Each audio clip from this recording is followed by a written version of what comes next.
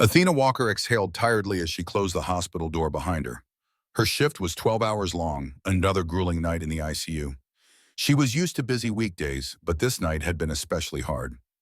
Several surgeries, emergencies, and endless calls from worried relatives of patients. Athena felt devastated, but satisfied that she had been able to help. Now all she wanted was a shower, cozy pajamas, in the quiet of her apartment. Starting her car, an old silver sedan, she turned on the radio and drove down the deserted road. The clock read about 4 in the morning. The city was asleep, with only sparse streetlights illuminating the streets. It was her favorite time of day, a time to forget about the hustle and bustle for a while. But she was disturbed by a flash of headlights in her rearview mirror. A police car with its blinker on was moving right behind her. At first, Athena thought the officers were just rushing to a call, but when the siren got louder, she realized they were asking her to pull over. "What's going on?" she said quietly to herself as she pulled to the curb and turned off the engine. She didn't break any rules. She was driving at the authorized speed. The car was insured, and her papers were in order. Athena opened the window and took out her driver's license and registration papers from her bag. An officer, a white-skinned man with a cold stare, approached her car. His face was a mixture of fatigue and displeasure. Athena tried to look calm, but inside she was beginning to feel uneasy. "Good night," the officer said dryly, looking at her as if she had already committed a crime. "Your license and registration, please." "Of course, officer," Athena replied, handing over the documents. "May I ask why I was stopped?" He didn't answer immediately, silently studying her driver's license. Then he frowned. "That driver's license looks suspicious. Where'd you get it?" "I beg your pardon." Athena marveled, not believing her ears. "This is my real driver's license. I got it at the local DMV a few years ago." The policeman showed no interest in her words. His voice became harsher. "Get out of the car." Athena froze. She knew her rights and knew she had to obey, but she was overcome with a sense of humiliation. "Officer, may I ask why?" "I didn't violate anything." "I said get out of the car," he repeated, putting his hand on his gun holster. The movement startled her, and she decided not to argue. Carefully opening the door, Athena stepped out of the car, trying not to make any sudden movements. "Step up to the hood," the officer ordered. She complied. A second policeman, a young man with an equally stern expression, came over to assist in the search. They began to scrutinize her car. They opened the trunk, turned over the bag on the passenger seat, even checked the first aid kit in the glove compartment. "What are you looking for?" Athena asked quietly, trying not to give away the tremor in her voice. The officers did not respond. Their actions seemed unreasonable and humiliating to her. She saw another car stop in the distance, and its driver seemed to be filming what was happening on his phone. After 20 minutes of careful checks, the officers, finding nothing suspicious, returned her papers. "Be more careful next time," the first officer said, never explaining exactly what she did wrong. Athena didn't know how to answer. She simply took the documents, got into the car, and barely waiting for the patrol car to drive away, let the tears flow. On the drive home, Athena went over everything in her head. She knew she hadn't violated anything, but in the eyes of the officers, she was a suspect. Why? Because she was black? Because her car wasn't new? Or just because they could do that? When she got to her apartment, her phone was already bursting with messages. A video of her humiliating search was posted on the internet. It showed her standing in the rain and two officers turning her car upside down. In the comments, people spoke up for her, but some condemned her. "Why is this happening to me?" she whispered, staring at the phone screen. She had no idea that this video would be the beginning of something bigger. Her life changed the moment she heard the siren. But there were challenges ahead of her that she didn't yet know were coming. The next morning, Athena woke up to the muffled ringing of the alarm clock and the heaviness pulling her to her bed. She'd dreamed that everything that had happened during the night was just a nightmare. But when she saw the notifications on her phone, she realized it was reality. A video of her being stopped by the police went viral on social media. A debate raged in the comments under the post. Many supported her, outraged by the police action, but there were also those who accused her of unworthy behavior. Some argued that she must have been hiding something if her car was searched so thoroughly. Others said she got what she deserved. Athena knew it wasn't just an accident. She had become another victim of bias. However, her anxiety increased when she received a call from the hospital manager. Athena, he began cautiously, we need to talk. It all started that night when an officer took one look at her driver's license and immediately assumed it was fake. Where did you get this ID? He asked sharply, scrutinizing the card with disbelief. I told you, DMV, it's a real driver's license. Too clean, he muttered. How long have you been driving? About 5 years, she answered calmly, trying not to be provocative. The officer turned to his partner. Those driver's licenses are too perfect. We should check it out. The men walked back to their patrol car, leaving it standing on the curb under the sparse drops of rain that were beginning to fall.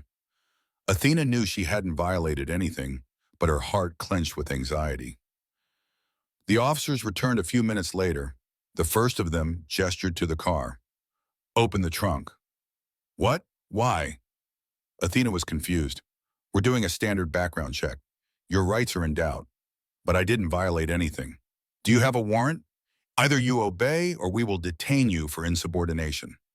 That answer sounded like a blow. Athena realized that if she argued, the situation would only get worse. She complied, opening the trunk.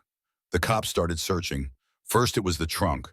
They pulled out the first aid kit, the spare, even the old boxes she was taking to the recycling center. Then they switched to the passenger compartment. They checked the glove compartment, turned over her purse that was on the passenger seat. One of the officers found a wallet with her medical ID. So, you work as a nurse? He asked sarcastically, as if questioning her profession. Yes, I'm a nurse.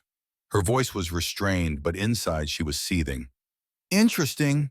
Why do you have that kind of money in your wallet? It's my paycheck, Athena said, already barely holding back tears.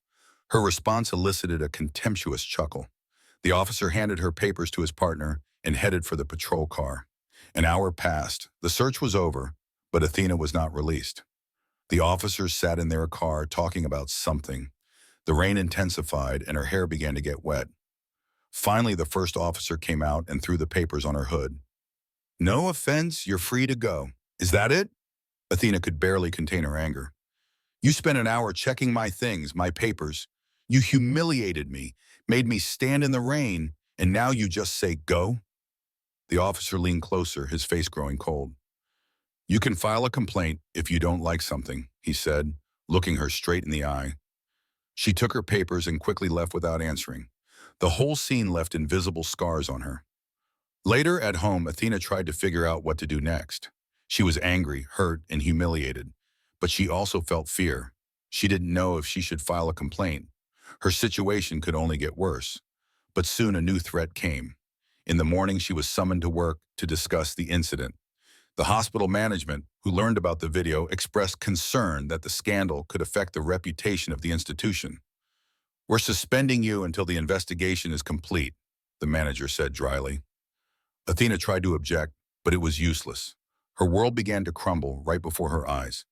She felt she had to fight. She couldn't let the system crush her. However, there were difficult decisions ahead of her and new challenges that could break even the strongest person.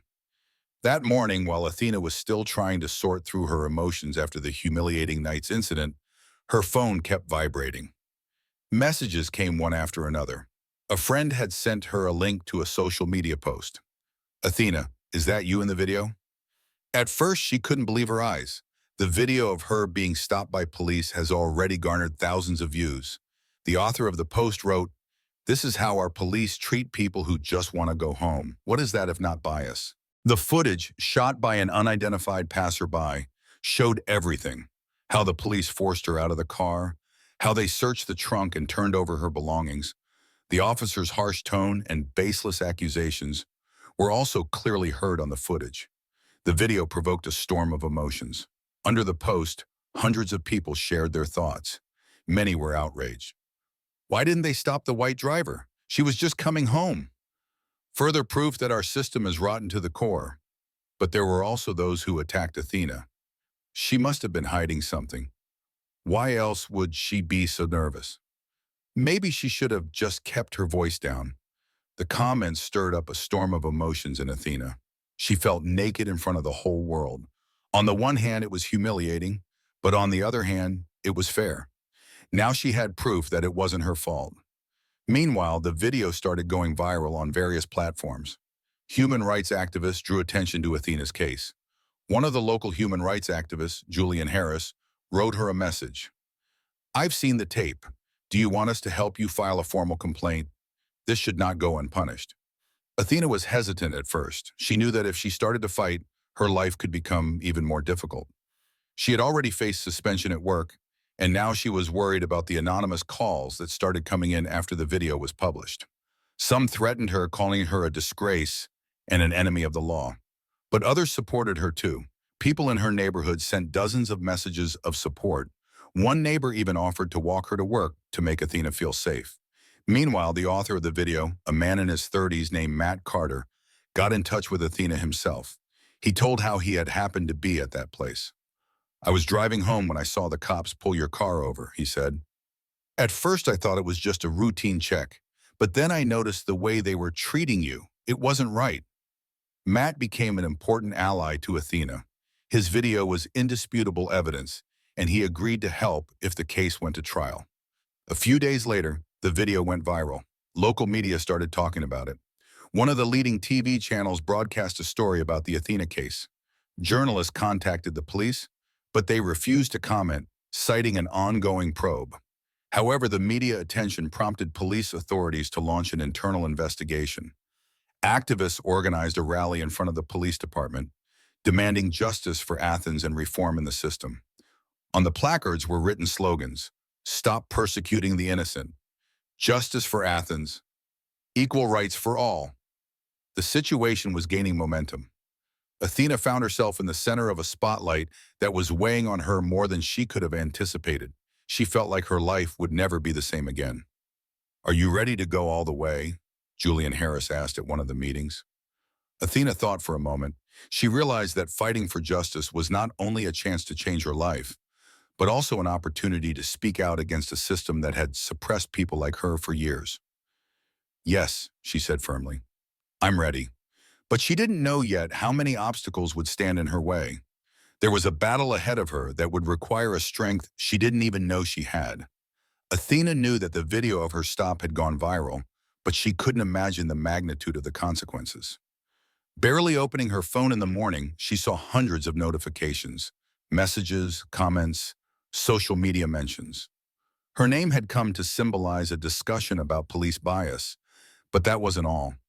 At first, the flood of messages was encouraging. People expressed support, shared their stories, and offered help. Athena felt grateful and proud of those who stood up for her. "We're with you, Athena. You are strong. Don't give up. No one has the right to treat you like this." But along with it came some dark sides. Social media posts began to be flooded with racist comments and vicious attacks. Why was she even outside at that time? She was obviously hiding something. People like her always attract trouble. Maybe she should have been arrested? Then there would have been less of a fuss. Athena was shocked to read the hate-filled messages. But the worst part was when the personal threats started coming. "We know where you live. Stop before it gets worse. You think anyone's going to help you? No one cares about your story." She blocked dozens of accounts, but new messages kept coming. Her address and phone number somehow got on the net. Strangers started calling her, threatening to teach her to be quiet. Soon the phone rang. It was Julian Harris, a human rights activist who had already helped her with advice.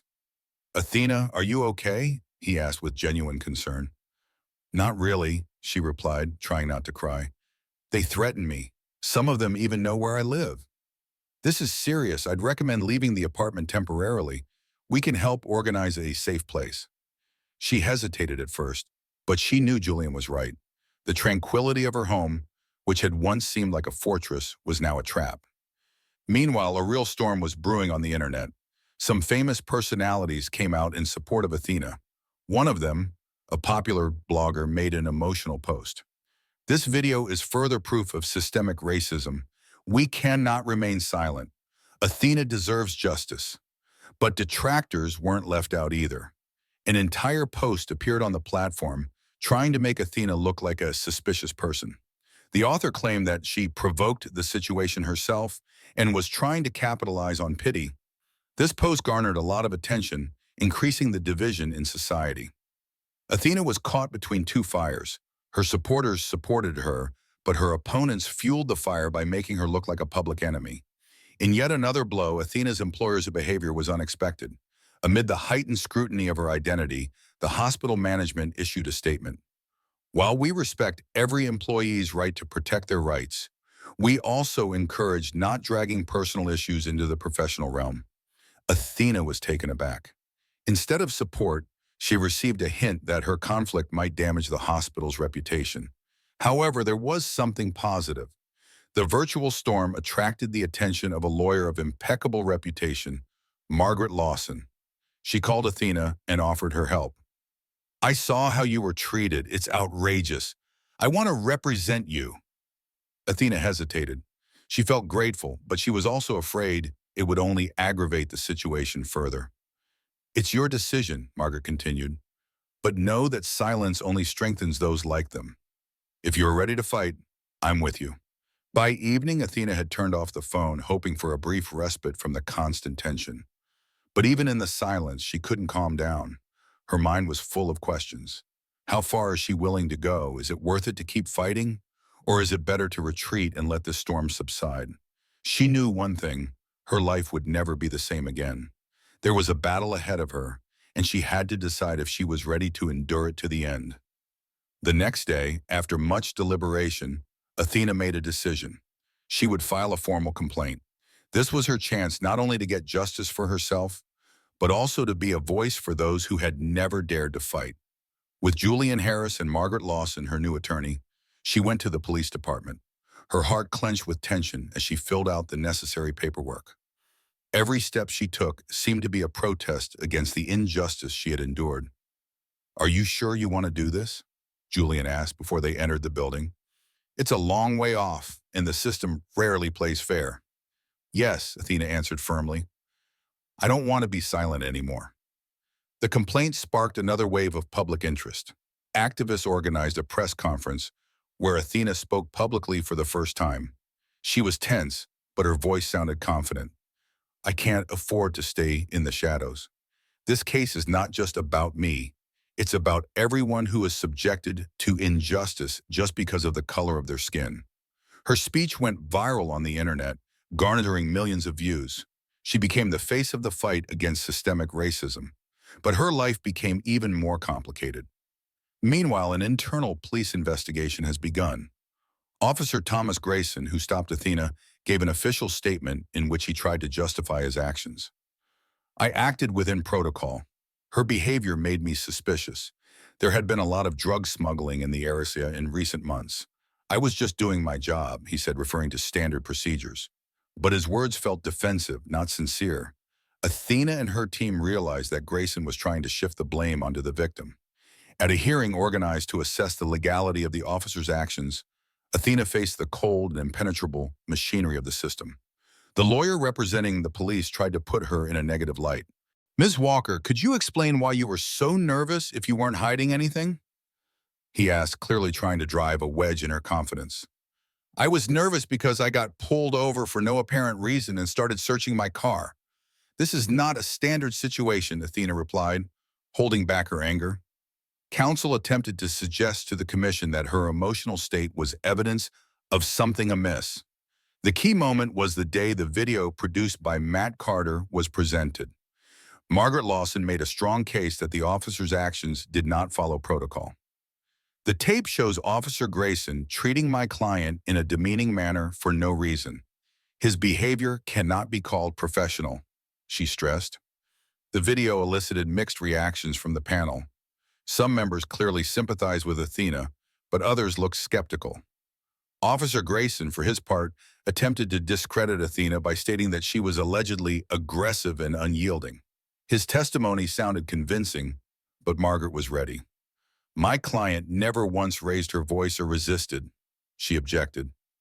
Officer Grayson, don't you think your view of her was biased from the beginning? Grayson didn't answer, but irritation flashed in his eyes. However, resistance to the system was not only evident in the boardroom. Athena continued to face threats and pressure.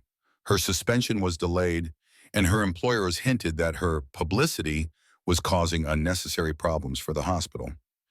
Do you have any idea how many calls we've gotten because of you? The manager said coldly. But Athena knew this was another attempt to silence her. She refused to give in, determined to see it through. In parallel with the struggle in court, Athena received strong support from activists. In solidarity, people organized a march outside the court building. Crowds held placards with inscriptions, "We are with Athena, justice for all, equal rights is our goal." This march marked a new turning point. Media attention and public pressure made it impossible for the police to simply hush up the case. But Athena knew justice was still a long way off. Officer Grayson and his defenders continued to take every chance they could to delay the trial and devalue her fight. "The system will always find a way to protect its own," Julian told her after one of the hearings. "But you have to believe that your truth is more important." And Athena believed. Every day of the fight made her stronger. She was no longer just a nurse returning from the night shift. She became a symbol, a spark of change that was destined to start a fire. She had her toughest battle ahead of her, but she knew she was not alone. Athena sat in the small office of the hospital opposite the human resources manager. Outside the window, life was buzzing, cars honking, people hurrying about their business. But inside the room, time seemed to stand still. "Athena, we appreciate your contribution to the hospital and realize that you are going through a difficult time right now," the manager began, avoiding a direct look. "But due to the current situation, we are forced to suspend you from your duties." Those words hit harder than Athena expected. "Suspend? For what?" she asked, trying to remain calm. The manager folded her hands on the table and pretended to look for the right words. "It's not a punishment," she quickly added. "We just want to avoid unwanted attention to our hospital. You've become a figure attracting media interest, and that could affect our patients." Athena felt anger boiling up inside her. She'd given 3 years of her life to the hospital, working nights, taking extra shifts, never complaining of fatigue, and now her career was in jeopardy just because she dared to stand up for her rights. "Are you saying it's my fault that someone violated my rights?" The manager looked uncomfortable, but quickly changed her tone to official. "We're just taking precautions, Ms. Walker. This is temporary. We'll get back to you as soon as the situation settles down." Walking out of the office, Athena felt her legs give out. She sat down on the nearest bench in the hallway, trying to calm down. Her pride kept her from crying, but her chest tightened with resentment. She remembered her patients, the elderly woman who always thanked her for her care, the teenager she supported when he was undergoing difficult treatment. Every time she put on her uniform, she felt proud of her work. But now the hospital had pushed her aside like an unnecessary thing. Back home, Athena tried to distract herself, but her phone once again exploded with notifications. Many colleagues who had heard about her suspension wrote words of encouragement. "That's not fair, Athena. You're one of the best nurses ever. Don't give up. We know you're right." But there were other reports, far more chilling. "It's your own fault. You should have just accepted it. Why did you put us all at risk?" Those words hurt. Athena understood that some colleagues feared for their jobs, but the betrayal was too painful. A few days later, Athena met with Margaret Lawson to discuss what was going on. "They're afraid of publicity," Margaret observed when Athena talked about the situation at work. "It's a typical way of applying pressure. They hope that if you lose support at work, you will give up." "But I can't just sit around and wait. I have bills to pay. If they won't let me come back, what will I do?" Margaret hesitated for a moment. "We can file a discrimination complaint. They don't have the right to suspend you just because of your fight for rights, but that's another case that will take time and effort." Athena nodded. She realized that each new action would only make her life more difficult, but it was impossible to back down. Meanwhile, public pressure on Athena's work was mounting. After the story was published in the media, the hospital was in the spotlight. People wrote on social media accusing the management of injustice. "Why aren't you supporting your employee? This is unacceptable. How can you treat a person who is dedicated to helping others in this way?" Management issued a press release claiming Athena's suspension was unrelated to her case against the police, but most people saw it as an attempt to save face. One evening, Athena received an unexpected call from one of her patients, an elderly woman named Mrs. Carmichael. "Honey, I heard about what happened," she began. "It's not right. You're the best person I've ever met in this hospital." These words touched Athena to the core. "Thank you, Mrs. Carmichael. I'm doing the best I can." "Keep fighting," the woman said. "If you need help, I am always at your side." Despite the pressure, Athena realized that her struggle was taking on a broader meaning. It wasn't just about her, but about anyone who faced bias at work or in society. She decided that even if she had to look for a new job, she would not stop. Her voice was needed not only for herself, but also for those who were afraid to speak up. The struggle continued. Though there was no clarity on the horizon, Athena knew that each day brought her closer to justice. Every time she returned home, Athena felt her heart clench with anxiety. The once cozy apartment had become a place where fear overshadowed everything. The letter found on her doorstep one morning was the first signal that the fight for justice had moved beyond the courtroom. The note contained only a few words: "Know your place, or you'll regret it." Athena tried to convince herself that it was just an evil prank, but the situation soon escalated. Her front door was covered in offensive graffiti. There were words on the wall that were impossible to read without crying. "You're not the kind of person who deserves justice. Go back where you came from." The next day, on her way back from another meeting with her lawyer, Athena noticed that the windows of her apartment were broken. Inside, the room was chaos. Furniture was overturned, things were scattered. But worst of all, there was a picture of her family on the floor, on which someone had drawn a red cross on her mother's face. She immediately called Julian Harris, who arrived a few minutes later. "This isn't just pressure anymore," he said, looking around at the destruction. "It's a real threat to your life." "What should I do?" Athena asked, barely holding back her tears. "We'll report this to the police. You deserve a defense, even if it seems ironic, considering who you're fighting." But Athena knew that trusting a system that had already betrayed her wouldn't be easy.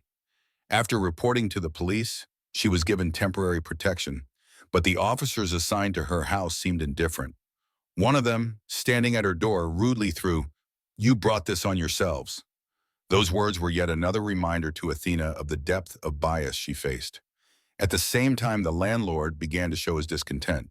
In the third week of the threat, he called Athena to inform her that she needed to vacate the apartment. "I can't afford to keep renting you an apartment," he declared. "We have a quiet neighborhood here, and your case has attracted too much attention. It's ruining the reputation of the building." "But that's illegal," Athena objected. "I have a contract until the end of the year." "We'll find a way to dissolve it," he replied coldly. At this time, the threat was becoming more and more real. Anonymous calls came even deep into the night. The voices, often distorted, threatened her and her loved ones. "We know where you work. We know where you live. You can't hide." One night, Athena heard strange noises outside her window. When she looked out, she saw a hooded shadow disappearing into the darkness, leaving a note on her doorstep. "The next step will be your last." It became a turning point. The next day, she moved into a safe house organized by Julian and his team. The small apartment was a far cry from her old home, but it was a place where she could feel safe, at least for a little while.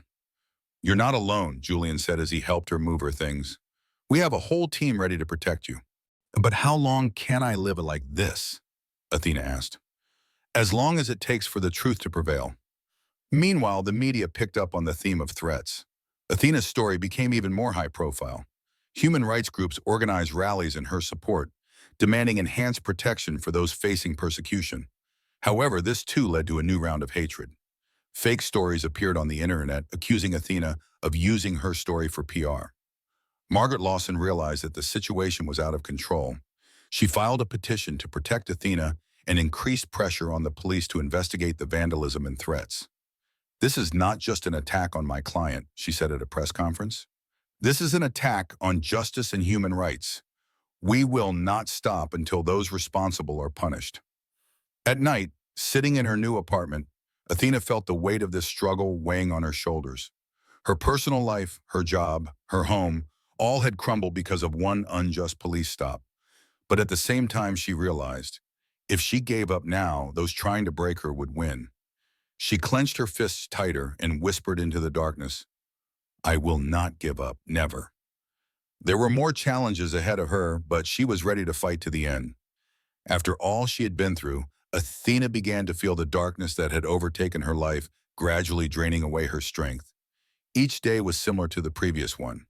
Threats, destroyed things, social judgment. She could feel the tension growing in her body and head, fatigue becoming her only constant companion. But this time, at a moment when despair seemed to overwhelm her, there was a light in Athena's life, and that light was her friend Layla. Layla has been by Athena's side since the beginning of her journey in medicine. They went to college together and supported each other in difficult moments. Layla is a bright, confident woman with whom Athena has always been able to share her worries. But until recently, she didn't know what her friend was going through in her final months. After Athena moved to a new place and some serious problems started in her life, Layla decided to intervene. Madam, Athena, you can't go on like this. I know you're strong, but you need a break. Just a little. Layla spoke with a determination that came from her very core. Athena felt her shoulders relax a little. Layla always knew how to find the right words. I can't go on. I just don't know how to go on, Athena admitted, feeling tears protrude in her eyes. Layla took her hand and continued. You will fight, but you need to rest. I can offer you temporary lodging. My apartment, I don't go in there very often. You can stay with me until we get things sorted out. I'm willing to help you. You're not alone, Athena. Athena couldn't believe that her friend had offered her not just shelter, but real support. Layla was willing to shoulder some of her burden. It was what she needed most of all, not just a roof over her head, but a place where she would be accepted, where she could relax a little, forget about the constant stress. 2 days later, Athena stood on the threshold of Layla's apartment, inspecting the cozy but modest interior. The room was full of books, photographs, and paintings, all of which spoke of care and attention to detail. It was warm and familiar, not like the empty apartments she'd stayed in after she'd been kicked out of her old place. Layla went to the bathroom, leaving Athena for a few minutes so she could look around. At that moment, Athena felt the heaviness that had been clutching her chest loosen a little. Everything around her seemed a little lighter, despite the difficulties she was about to face. As soon as Layla returned, she immediately walked over to her friend and hugged her tightly. You deserve peace, Athena. Know that I will be there for you. I care about you, and I will support you, no matter how difficult things get. At first, Athena hardly ever left the apartment. She felt that she didn't have the strength to deal with everything at once, and just enjoyed the fact that she could sleep without fear of being woken up in the night. Layla was there for her, offering help and attention. She arranged moments of relaxation for Athena, quiet evenings with movies, walks in the park, and quiet conversations where Layla let her friend talk about everything that had accumulated. One evening, sitting on the balcony with a cup of tea, Layla suggested another important thing to Athena. I was thinking, why don't you get help from a therapist? It's okay to talk about your feelings and worries. You don't have to keep everything inside. Athena sighed. She had resisted the idea of therapy for a long time, thinking it an unnecessary step, especially in light of all the legal and social affairs she had to deal with. But Layla was right. She couldn't go on living with this burden without sharing it with someone. Do you think it will help? She asked with some uncertainty. I'm sure you are. You can't go through this alone. A psychologist can help you deal with these thoughts and feelings. Athena was silent for a long time, but finally nodded. Okay, Layla, you're right. I'll give it a try. The time spent at Layla's place gradually brought relief. Athena began to recover, both physically and emotionally. She was able to get back on her feet, analyze everything that had happened, and sort out her feelings. Layla continued to be her support, but also guided her on a path where she had to make her own decisions. At this time, despite the best efforts of the police and lawyers, Athena realized that the fight was far from over. Her case continued to attract attention, and her life remained in danger. But she now knew that she had someone who believed in her, who was willing to support her, and even though she had not only a fight for justice, but also for a normal life ahead of her, Athena suddenly realized that she had a chance to not only restore her reputation, but to regain the sense of security she had once lost. In Layla, she found the support she needed to not give up. The dark tunnel she had entered didn't seem endless now. There was a light at the end of this tunnel, a light she could see if she kept walking. The trial, which began a few months after Athena filed a complaint against the officer's actions, turned into a real marathon. Throughout this struggle, despite everything that was going on around her, she felt more and more like the system she was trying to change was trying to consume her. Her legal team, led by the experienced and determined Julian Harris, continued to search for evidence that could show that the police officer's actions were not an accident, but part of a wider pattern of bias and discrimination. They dug through documents, witnesses, and records, trying to find anything that might turn the tide. During this time, Athena felt her strength drying up. Every day brought new challenges, not only in the courtroom, but also in her personal life. At times, she doubted that this struggle would ever lead to victory, that justice would truly prevail. But those around her, especially Layla and Julian, constantly reminded her that she was not alone, that every step forward was a step toward the truth. One day, after weeks of silence, Julian finally brought good news. "We have a few leads," he said, sitting in her new apartment where she seemed to be starting to regain her confidence. "We've found some evidence to confirm that this officer has a history of other incidents involving racism and inappropriate behavior." Athena sat down on the edge of the couch, trying to comprehend his words. She could feel the tension starting to let go, but at the same time she realized that this wasn't over. Julian and his team went to police archives and forged links with other human rights organizations to gather evidence about the accused officer's past. As the investigation deepened, shocking facts surfaced. The officer who stopped Athena was not the only one with a reputation for misconduct. Internal affairs investigations revealed two similar instances in which the officer had unjustifiably stopped and mistreated minority people. In one case, he accused the suspect of drug possession, even though all the testimony and evidence said otherwise. In another almost identical case, he searched a woman's car, claiming she had allegedly forged documents, although her driver's license was perfectly legal. The most interesting thing was that these incidents had not yet been properly investigated. Evidence was covered up and allegations were hushed up. The officer continued to work despite the repeated complaints that were made against him. This was an important discovery that offered hope for a possible turnaround in Athena's favor. The next few weeks were a real test for Athena. Despite the mounting evidence, the system resisted. The police, instead of admitting their mistake, tried to cast her behavior and reputation in a negative light. New accusations began that she was over-exaggerating her complaints and that her actions were only reinforcing racial prejudice, as if she had created the conflict herself. The cases continued to be filled with an overwhelming amount of paperwork, each new trial exacerbating Athena's nervousness and despair. But every time she felt like she had no more energy, she turned to her lawyer, and he set her up to go on again. Julian believed she was right and made her believe that this battle was important not only for her, but for the entire system, which at some point had to change. "It's not just your case. It's an issue that affects everyone. We are changing the future. Don't give up," he said when Athena, losing her strength, was about to give up everything. After about a month of struggle, when it became obvious that the case had reached a critical point, another important event turned the situation around. The legal team discovered another piece of evidence, a videotape of a previous incident where the same officer had used unlawful force.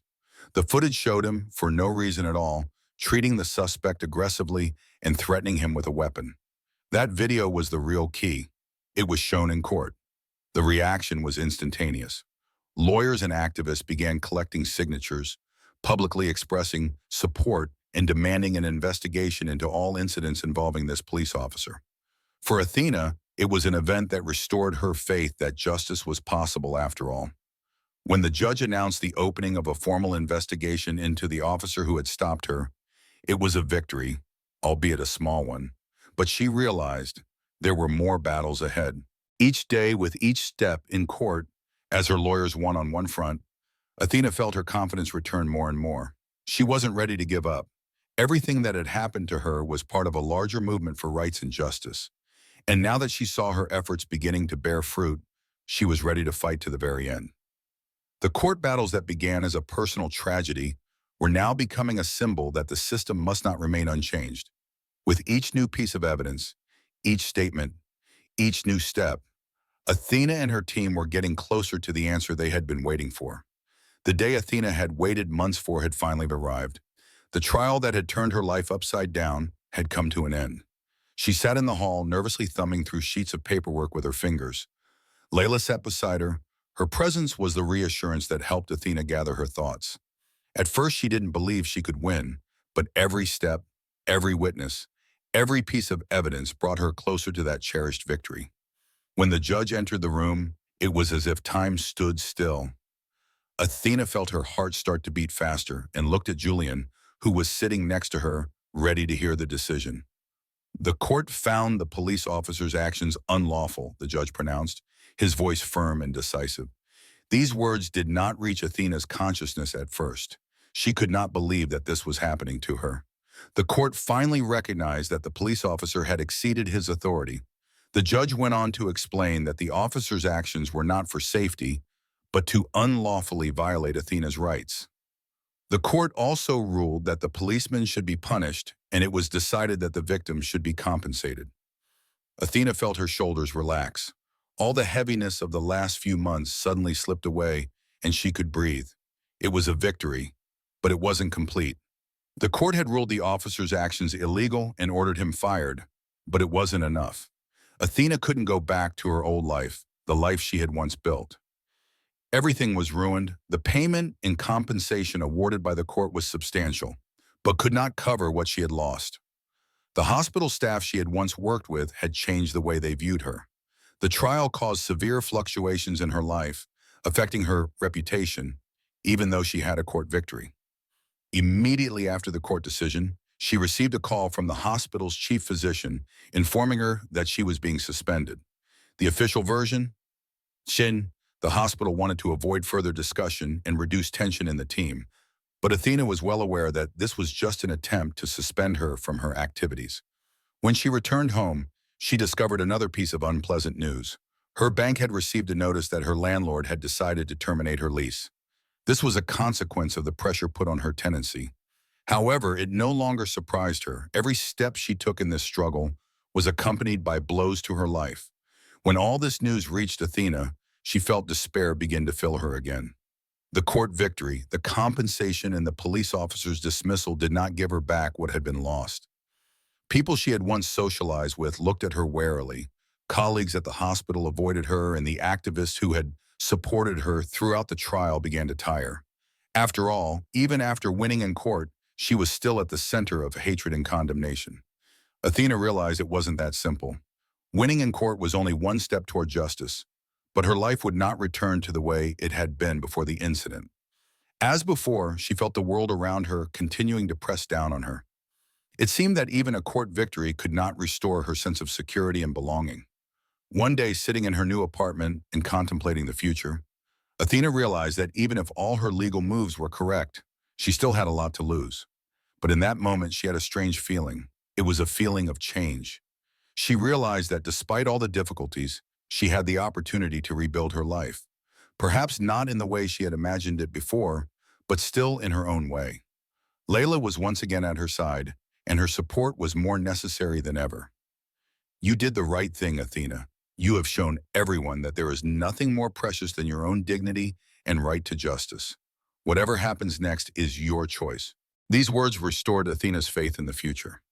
She realized that she had experienced not just a trial, but a general and profound transformation of her inner world. Although it was impossible to restore her old life, she could build a new one, free from fear and prejudice. Athena returned to her business. She started working with human rights organizations, helping others who were in similar situations. She was able to help those who found themselves victims of law enforcement violence. This was her new path. Amidst all the losses, this work brought her peace and fulfillment. She finally felt like she was in control of her destiny. With each new step in this new role, she found herself again. Though her life was not the same as it had been before, there was still light in it. Light that she had learned to see again. Athena sat in her small but cozy office, looking back at her new life. Everything was starting from scratch. A new apartment, new neighbors, a new city. She had moved far away from her old place to free herself from the burden of past events. Reflecting on what she had left behind, she realized that she was ready for a change. Athena decided it was time for a fresh start, not only for herself, but for those who felt as helpless in the face of the system as she once did. Her decision to leave town was a difficult but necessary step. The hospital where she used to work refused to return her to her former position, despite her victory in court. The doctors she had started out with now shunned her for fear of public opinion. The people of her city began to look at her differently, as a symbol of scandal. Athena felt she needed to leave it all and find a new place where she could believe in people again, in her calling. She decided to go to a small town where no one knew her. The town was picturesque, quiet, and was known for its community where everyone supported each other. Here she could be a part of something bigger than just her personal fight for justice. Athena wanted to create a space where people could ask for help and where no one had to feel humiliated or deprived of their rights. The process of opening a medical center was difficult, but Athena was prepared for the challenges. She used her compensation to rent the space and buy the necessary equipment. The new place was no easier to work in than the old one, but she felt more independent and empowered to fight for those who needed her help. Unlike large hospitals, where much depended on insurance companies and administrative decisions, here she could directly influence the process and not let money and social status determine who would receive care and who would not. Her medical center was for people who didn't have enough money for medical treatment. Many of the patients were low income, homeless, or migrants without insurance. They were lost in the healthcare system, and for them, the Athena Center was the only place where they were not met with bias or judgment. It was her decision to create a place where everyone would feel important, where no one would be left without help, regardless of their social status or color. She was joined by other professionals, many of whom had themselves faced difficulties in their own lives and now burned with a desire to help others. Athena became not just a doctor, but a symbol for many. She became an embodiment that it is possible to fight injustice, even if it takes a lot of effort. However, her new life has not been without its problems. Athena faced difficulties in the beginning. Small towns can be just as violent as big metropolitan cities, especially when it comes to people who don't fit in. Her clinic attracted the attention of the local authorities. Some of them suspected that Athena might be responsible for spreading undesirable ideas, because she was known on social media as an activist fighting racism and police brutality. Soon, anonymous complaints about her work began to pour in. But despite this, she never strayed from her goal. Athena knew that it was important not just to work in a medical facility, but to create space for active change. It was in this small town that she wanted to develop her fight against injustice, using medicine as a weapon. She organized meetings with locals, gave lectures on human rights and access to health care, encouraging people not to be afraid to fight for their rights. She even organized several fundraising events to raise money for medical treatment for those who could not afford it. Every day her clinic became more and more popular. Although there were still people around who saw her work as a threat, the support from ordinary people continued unabated. They came for counseling, supported her work, and then told their friends and acquaintances how Athena had changed their lives. There was no longer any room for rejection or bias at her center. Anyone who needed help could get it. Athena knew that the fight would not end with just opening this center. She realized that she was just beginning to build her influence in her city, but this was far more important to her than any previous court victories or media fame. Now she felt like she was finally doing something that really mattered. On one such day, as she sat in her office thinking about the future, a young woman entered her office with a baby in her arms. She was clearly from a dysfunctional family, and her look of utter hopelessness. She didn't know what would happen next, but she had heard that Athena helped those who couldn't afford treatment. Athena stood up from the table and walked toward the patient, her face lit up with a warm smile. She invited them to sit down and immediately began to explain the steps to be taken to help the woman and her child. In that moment, looking into the woman's eyes, Athena realized that right here, in this small office, she was doing what really mattered.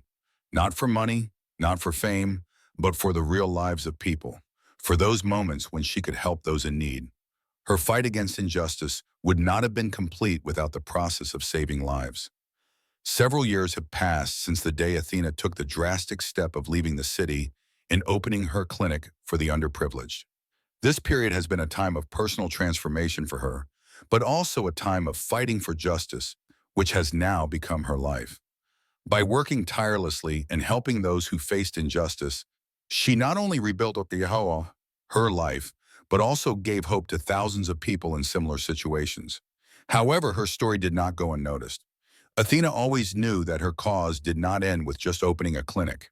She continued to fight to bring attention to systemic racism and police brutality. But there came a time when her struggle took on a much larger scale. Like many people, Athena could not stay in the shadows. First her clinic and then her activism attracted the attention of the national media. The story of her struggle, her victories in court, her solutions to police abusers, and finally her efforts to help the community became topics of discussion on the news channels. Athena was no longer just a doctor, but a symbol of resistance to racism in a system that for years had ignored the needs of certain segments of the population.